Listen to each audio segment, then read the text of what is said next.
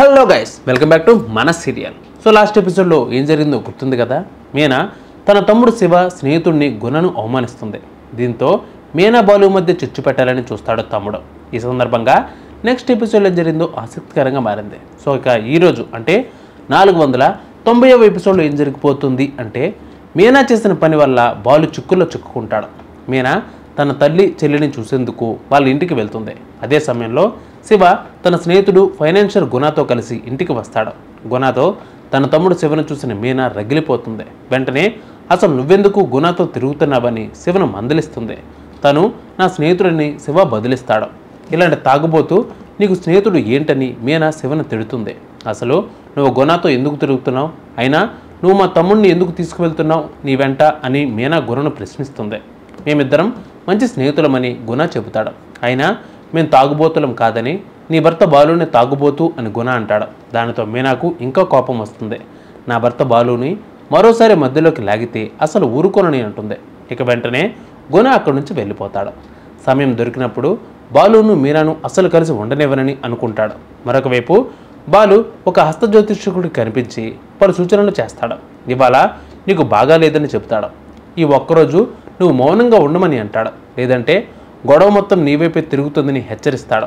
నీ నోటి దురుసు వల్ల పెద్ద గొడవ జరగబోతోందని మౌనంగా ఇంట్లో ఉండమని చెప్తాడు. కానీ బాలు అస్సలు పట్టించుకోడు.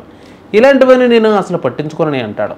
ఇక బాలు స్నేహితుడు కూడా ఈ రోజంతా ఇంట్లోనే ఉండమని సలహా ఇస్తాడు. కానీ బాలు వినడు. అసలు ఇంటికి వెళ్తేనే పెద్ద గొడవ జరుగుతుందని అంటాడు.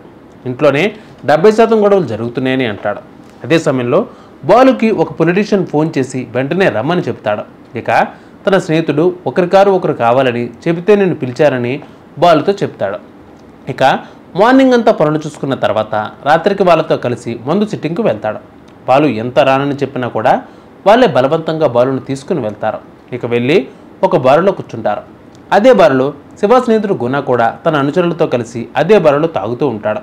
ఇక బాలును చూసి ఎలాగైనా ఇరికించాలని చూస్తాడు. ఇక మరొక వైపు ఆ పొలిటీషియన్స్ బాలును మందు తాగమని ఆఫర్ చేస్తారు. కానీ తను తాగనని చెబుతాడు.